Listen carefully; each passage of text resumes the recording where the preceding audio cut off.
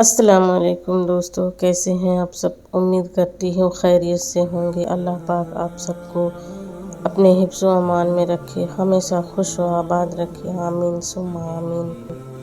حضرت امام علی فرماتے ہیں، رسول خدا صلی اللہ علیہ وسلم ہمارے گھر تشریف لائے۔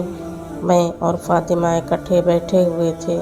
میں دال مسور صاف کر رہا تھا تو رسول خدا صلی اللہ علیہ وسلم نے فرمایا، اے ابو الحسن۔ میں نے کہا، یا رسول اللہ صلی اللہ علیہ وسلم فرمائیں۔ آپ نے فرمایا، میری بات غور سے سنو، میں حکم خدا کے علاوہ کچھ نہیں کہتا ہوں۔ آپ نے فرمایا، جو مرد اپنی بیوی کے گھریلو کاموں میں مدد کرتا ہے تو اللہ اس مرد کے جسم کے ہر بال کے بدلے 1 سال کی عبادت کا ثواب دیتا ہے، جس میں دن کے روزے اور رات کی نماز میں مشغول ہو۔ شان امام حسن و حسین۔ عید کا دن تھا۔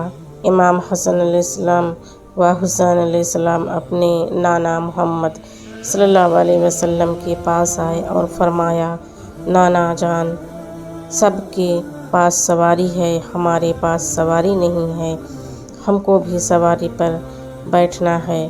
محمد صلی اللہ علیہ وسلم نے امام حسن کو اپنے ایک کندھے پر بٹھایا اور امام حسین کو اپنے دوسرے کندھے پر بٹھایا اور کہا، حسن بیٹا، میرے سر کے آدھے بال مبارک تم پکڑ لو اور آدھے بال حسین تم پکڑ لو، میں تم دونوں کی سواری ہوں۔ محمد صلی اللہ علیہ وسلم اپنے شہزادوں کو کندھوں پر بٹھا کر گھر سے باہر آ گئے۔ جب باہر یہ منظر حضرت عمر نے دیکھا تو کہا، اے حسن و حسین، تمہاری سواری کتنی خوبصورت ہے۔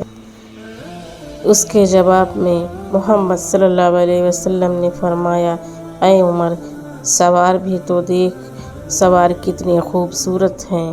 دوستو، ویڈیو پسند آئے تو اسے لائک، شیئر اور سبسکرائب اور واچ ضرور کیجیے گا اور کمنٹ باکس میں اپنی رائے ضرور دیجیے گا۔ جزاک اللہ۔